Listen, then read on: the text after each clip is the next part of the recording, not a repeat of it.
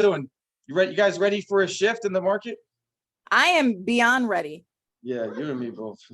I found out yesterday at the sheriff's sale that they announced that they're going to be foreclosing on occupied property starting July 15th.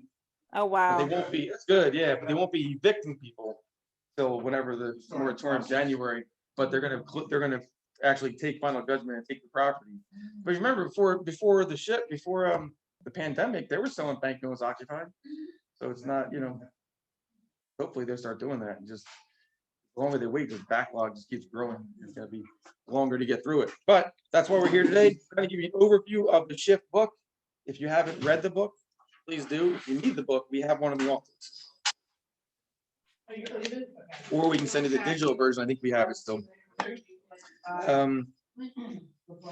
Shantae, you were around. You in real estate back when the market shifted? In 05, 06, No. 07? No? Okay, Back gotcha. then, no, I wasn't. But it was the same thing from like 2000 to 2006 happened exactly what happened in the last 18 months or 15 months, whatever it's been. This just happened a lot quicker, a lot faster, which I'm wondering now if it means it's going to go down just as quick. Because Yeah, I'm nervous to see how this is going to play out. yeah, back then the economy was doing well. So at least that was driving the market a little bit. Yeah. Casinos weren't closed either. Things in our local economy justified some of that increase. Also, the fake mortgages justified it as well. But nothing has justified this price increase in our local economy unless some of this income from out of the county stays. Yeah. If it doesn't, if it does or it doesn't matter, because either way we'll do well because we have things to do well. The good thing is when the market is flat or down, we seem to do much better because everybody else just rides the wave of I'm busy, great, and then when the business is down, they're down as well. Yeah. How do we change it? You can do it. Man, Christine's the best. She is the best. What do we got here? Change your thinking, your focus, your actions, and ultimately your results. Shift explains how to get back in the game. Shift actually gives you a step-by-step list of tactics of what to do in the down market. What this class is about is going over just a basic understanding of the book as a whole. And then we're going to have separate classes with, I believe, 2 tactics per class, diving a little deeper into them, more specifics. Just follow these tactics. This is actually how I started in Keller Williams. This book, I read the red book in 2006. This book, I believe, came out in 2006, 2007. And I literally followed these tactics to a T. And I really focused on it. I think it was 4 of them. And that's how I took my business from doing like, $6-7 million in volume to doing, 15 to 20 million just off this book. While everybody said the market was bad, everybody couldn't sell their houses because there were short sales or there were foreclosures. What we got next? Tactics. Shift tactic 1, get real, get right, and mindset and actions. Those 2 different tactics, or no? No, that's all one, right? Really, it's to get real, get right. Really means your mindset and your action. Hope you guys know mindset is everything in life and in sales. Really, if you believe that you are not going to do well, trust me, you are not going to do well. You believe you are going to do well, and you focus on the action or steps to do it, you will do well. Easy. So they say it's simple, not easy. Mindset. We used to say back in 2007, 2009, we told everybody in the office, don't watch the news. Just turn the news off. Do not watch the news because all it's going to say, and it will happen in the future, if the market does go down, to believe it is, it's just going to be negativity. And hear enough negativity, you start to believe it.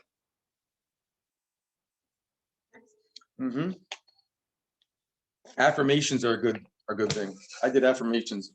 If you don't believe in them, do them anyway. You tell yourself some things enough times, you start to believe in yourself. We got Shift Act. Remargin your business. Always work from a positive position of profitability. Expense management. I don't know. You guys read the red book? I hope you did. The red book talked about red light, green light. If something is costing you money and it's not giving you a return, you red light it, meaning you cut it off immediately. Cutting expenses could make your business survive, literally in and of itself, the same amount of business. When we took over Keller Williams, majority of Keller Williams, we were spending like $1.21 of every dollar we made, which didn't make much business sense. And we literally just cut $145,000 or $150,000 out of the budget within a week. And doing just that made the profit of like $102,000 without growing at all. Of course, never grew. Point being, watch your expenses. A lot of people in the busy time, not only expenses in your business, in your life. During all this right now, I see a lot of new cars. I see a lot of people shopping. A lot of people are renovating everything. I hope people are using their houses as piggybacks again, as ATMs. I'm sure they're using credit cards. I'm sure some people are paying bills or something like that. So we're gonna have a lot of people. We're gonna see a lot of repos.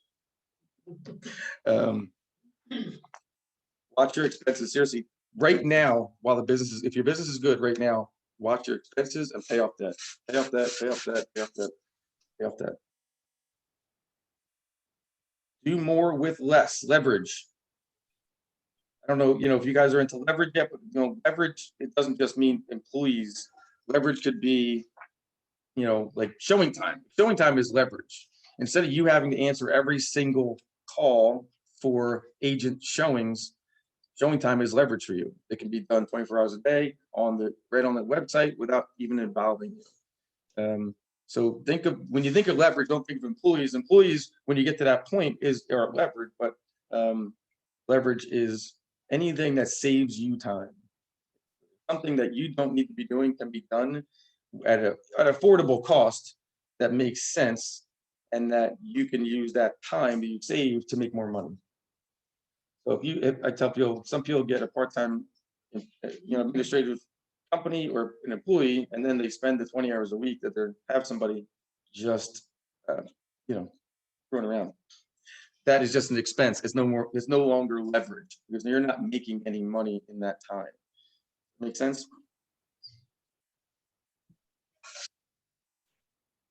Shift tactic number 4, find the motivated.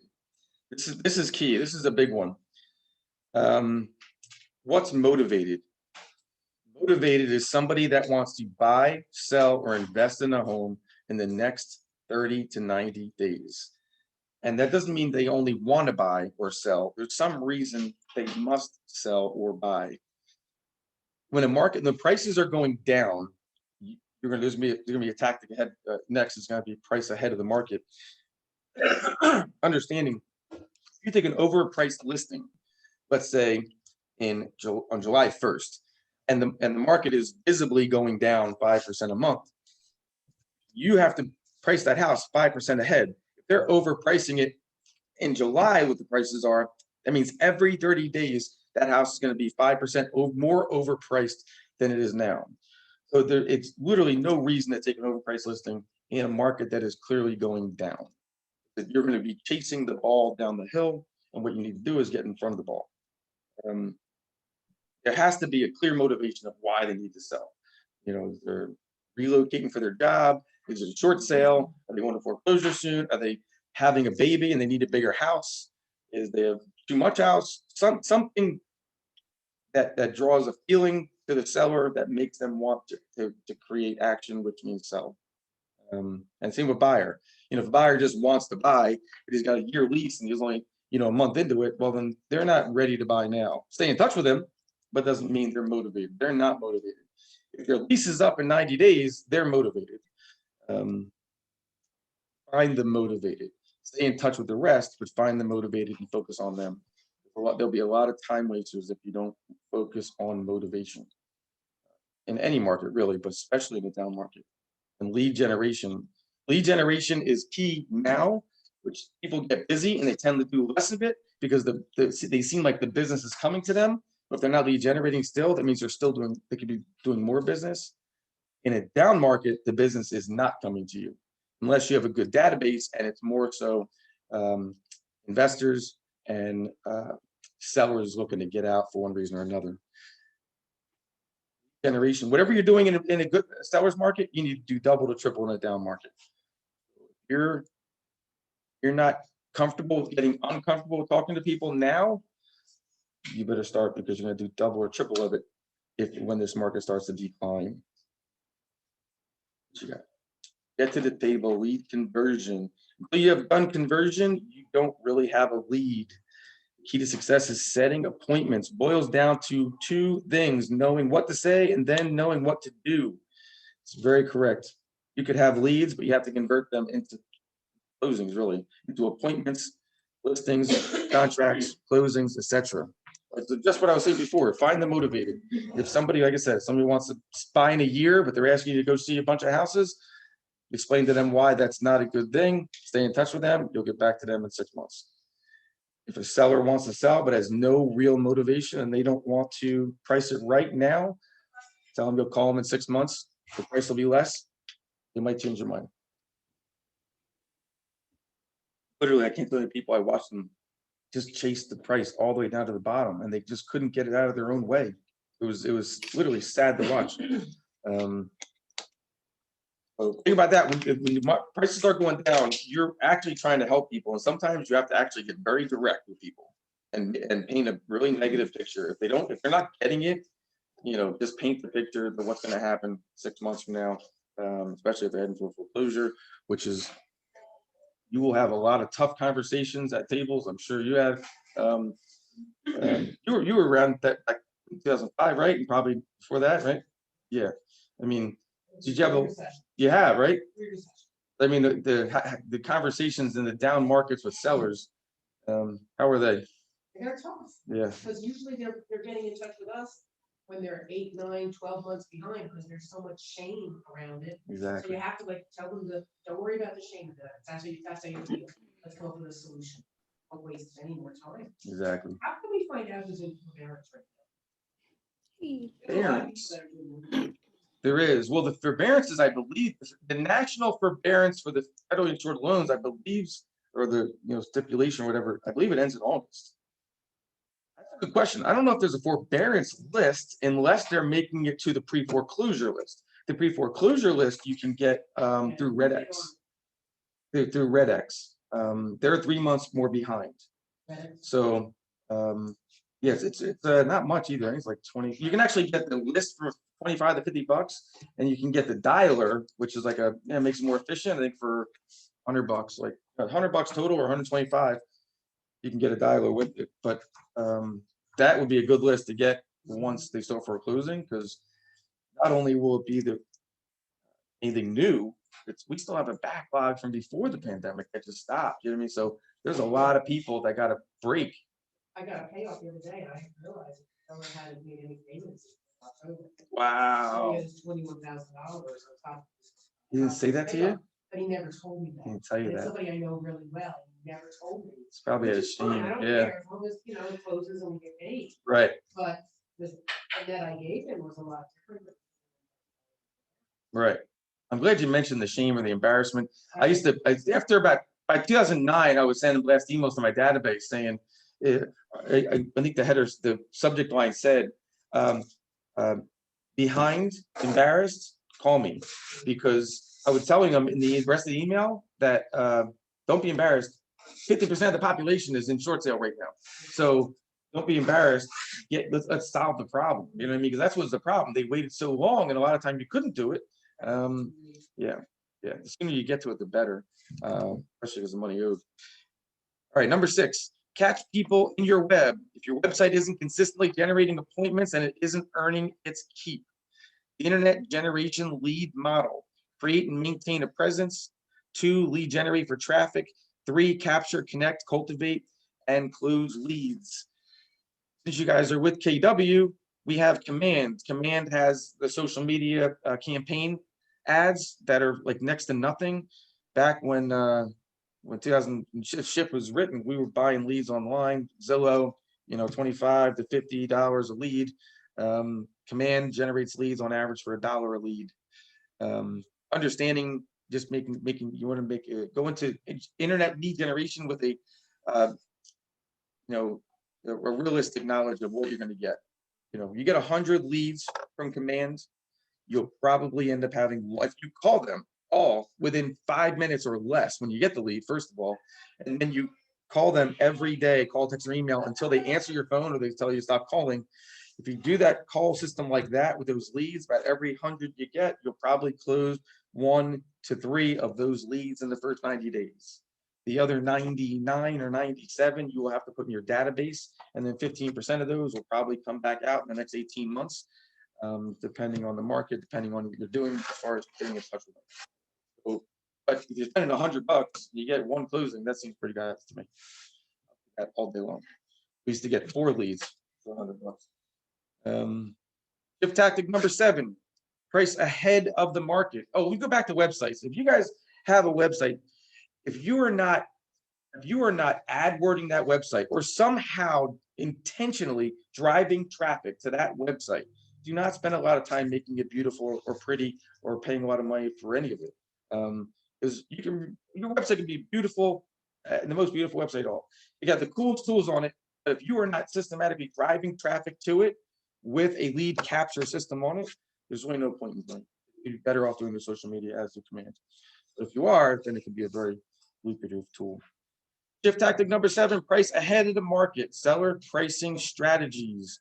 This was my favorite one. This is the biggest, the one. If you could master this, you will be the filter in the down market. Not only do you need to master the science of skill of pricing, you also need to master the art of persuasion. The direction in which the market is moving and the speed at which it is moving determines the pricing strategies. When this is exactly what it says. It means exactly what it says. Price ahead of the market. So that's literally, you just sit at the kitchen table and tell a seller. And the easiest way to do this, I'm telling you, it's the simplest drawing.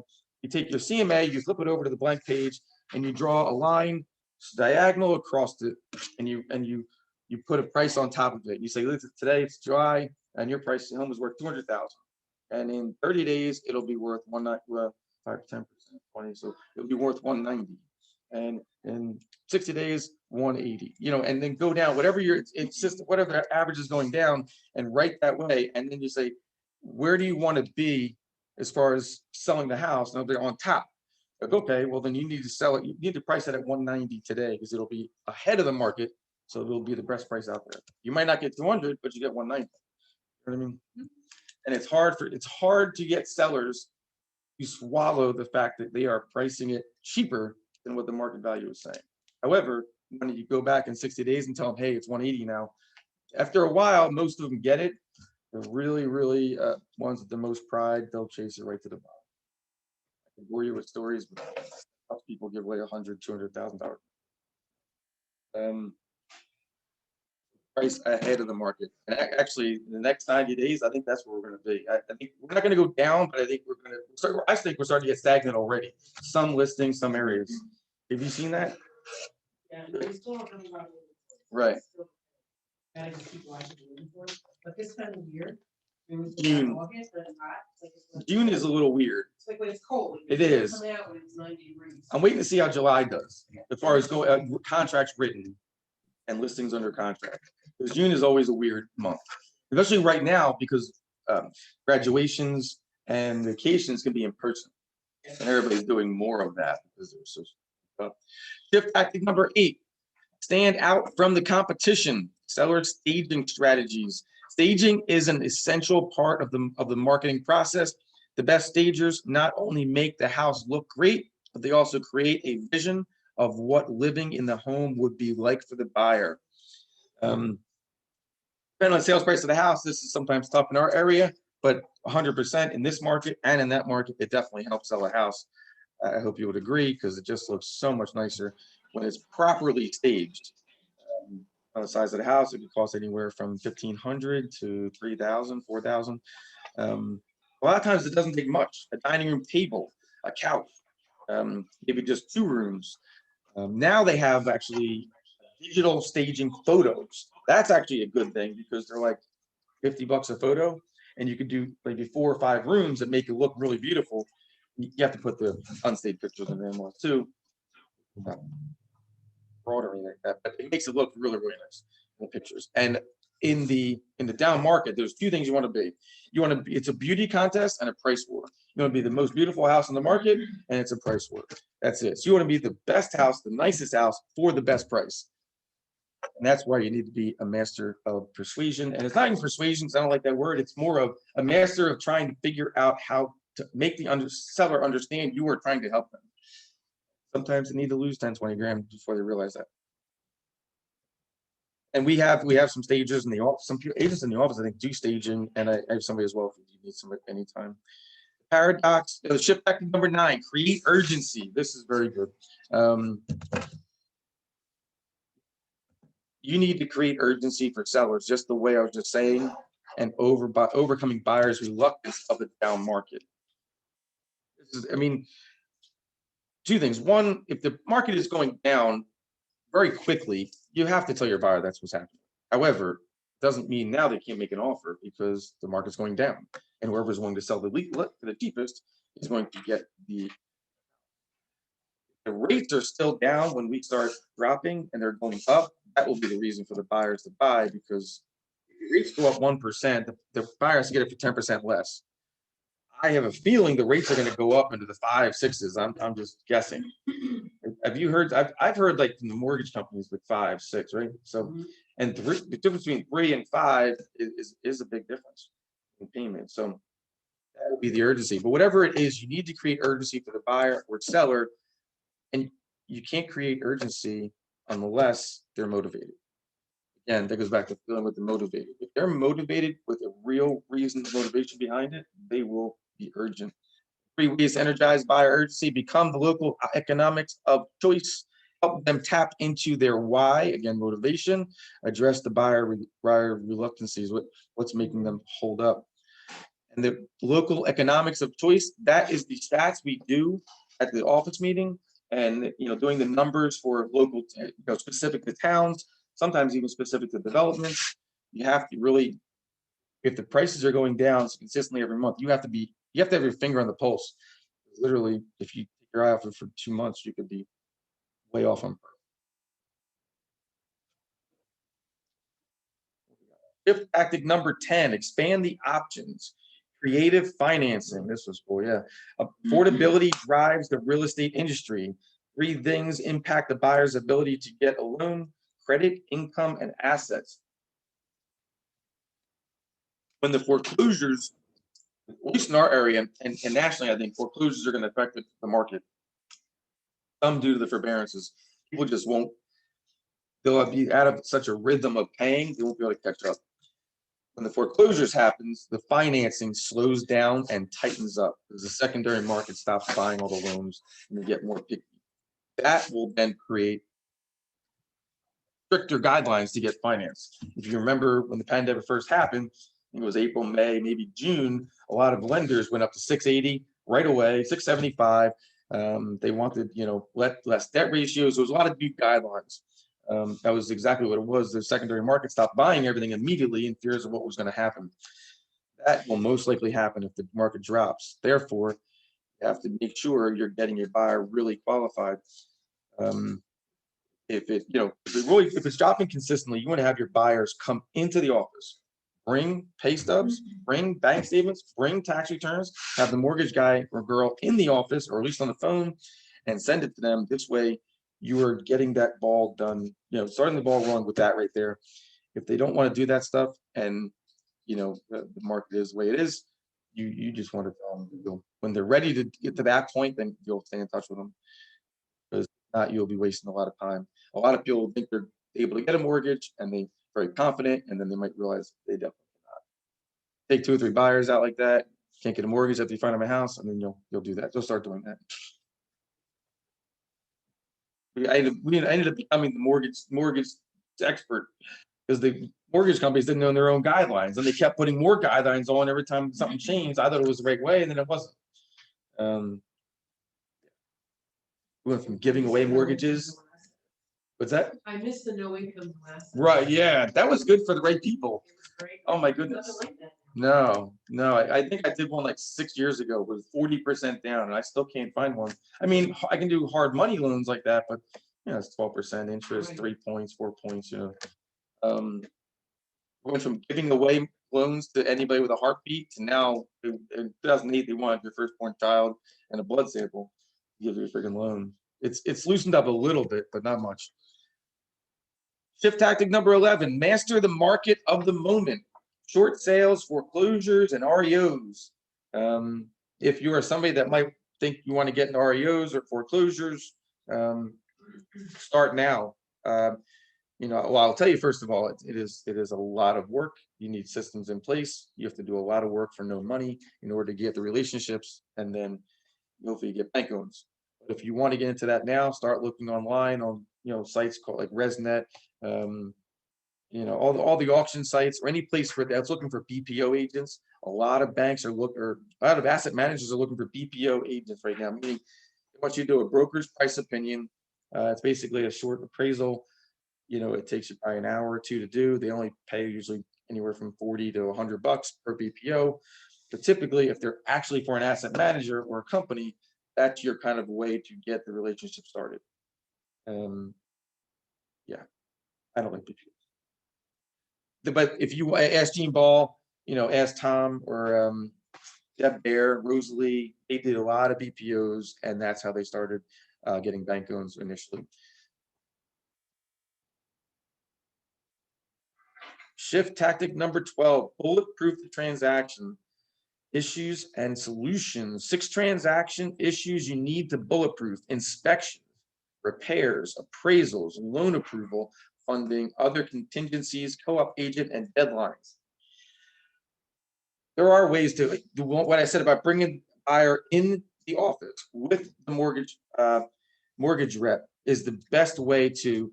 You're not going to completely bulletproof a mortgage process, but up front, if they're getting that information up front, mortgage rep is seeing that information. They are immediately sending it to the processor that day. At least you're going to get a solid answer on their documents within a day or 2 or 3. Doing it all verbal, that means they're not going to look at those documents until you have the house under contract. Doing it verbally, now they're making some exceptions. They're not that lax, but some exceptions because they're so busy. Then they won't make those exceptions. They will look at everything with a fine-tooth comb. So you need to really do that stuff up front. Inspections, 2006 was when I stopped using Chris Stankus. And it wasn't because I didn't like Chris. I liked his thoroughness. I didn't like the way he explained it to the buyers.